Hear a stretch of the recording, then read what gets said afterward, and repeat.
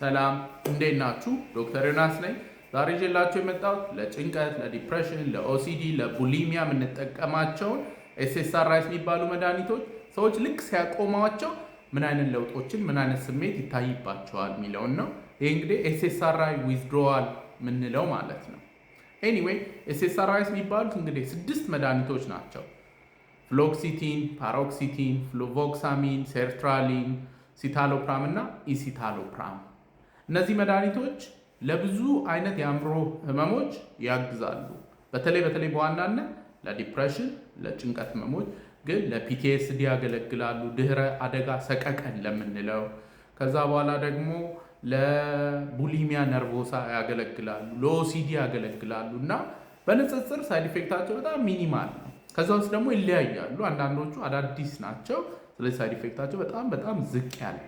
ኤኒዌይ ሰዎች እንግዲህ እነዚህን መድኃኒቶች ሲወስዱ ደህና የነበሩ ሰዎች ከዛ ከተወሰነ ጊዜ በኋላ ያቆማሉ። ሲያቆሙ ግን የተወሰኑ ሰዎች ላይ ዊዝድሮዋል ምልክቶች ሊታዩ ይችላሉ። እነዚህን ምልክቶች ከዛ ምን ማድረግ አለብን የሚለውን ነው የምነግራችሁ ዛሬ። ልክ እነዚህ መድኃኒቶች በድንገት ከቆሙ በተለይ ሳይቀናነስ ከሐኪም ጋር ሳይመካከር ሰዎች በራሳቸው በቃ እርግፍ አድርገው ይተውታል። እንደዛ ሲሆን የተለያዩ ምልክቶችን ያመጣሉ። በአጭሩ ፊኒሽ እንለዋለን። ኤፍ ማለት ፍሉ ላይክ ሲምፕተምስ፣ ልክ እንደ ጉንፋን አይነት ስሜት ሊፈጥሩ ይችላሉ። አይ የምንለው እንቅልፍ እምቢ ማለት ኢንሶምኒያ፣ ኤን የምንለው ኖዚያ ማቅለሽለሽ አይነት ስሜት፣ እንደገና ደግሞ ሌላ አይ ኢንስታቢሊቲ ወይም ዲዚነስ፣ በቃ እንደ ማዞር ሊለኝ ነው እንዴ አይነት ስሜት ሊፈጥሩ ይችላሉ። ኤስ የምንለው ሴንሰሪ አብኖርማሊቲስ ነው።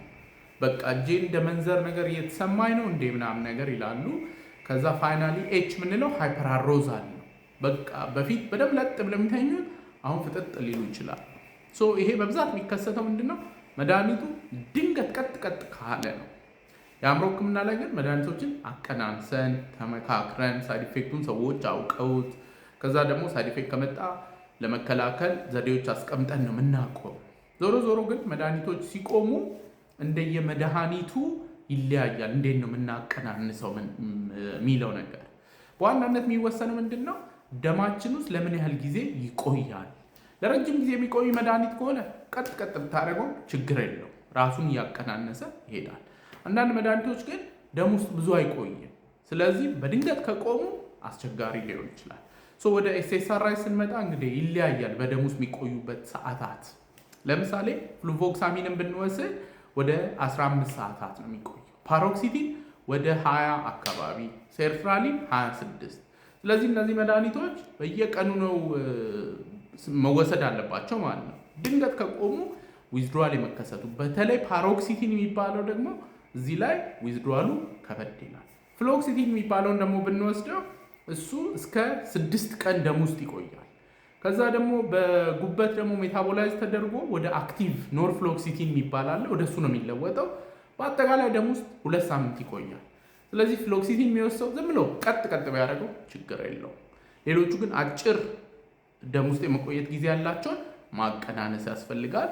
ስለዚህ የተወሰነ ፐርሰንት እየተቀነሰ ለተወሰነ ቀናት ሰዎች ደህና ከሆኑ ምንም ሳይድ ኢፌክት ከሌለው እንደገና እየተቀነሰ ሊቆም ይችላል።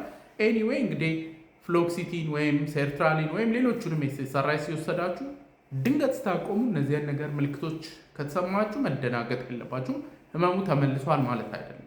እነዚህ ዊዝድሮዋል ሲምፕተምስ ናቸው። በተወሰነች ጊዜ በኋላ ደህና ትሆናላችሁ። ለማንኛውም ግን ማንኛውንም የአእምሮ መድኃኒት በራሳችሁ ወስናችሁ ከማቆም በፊት ሄዳችሁ ከሐኪማችሁ ጋር ተመካከሩ። ሁልጊዜ እንደምለው ያለ አእምሮ ጤና የለም። ደህና ሁኑ።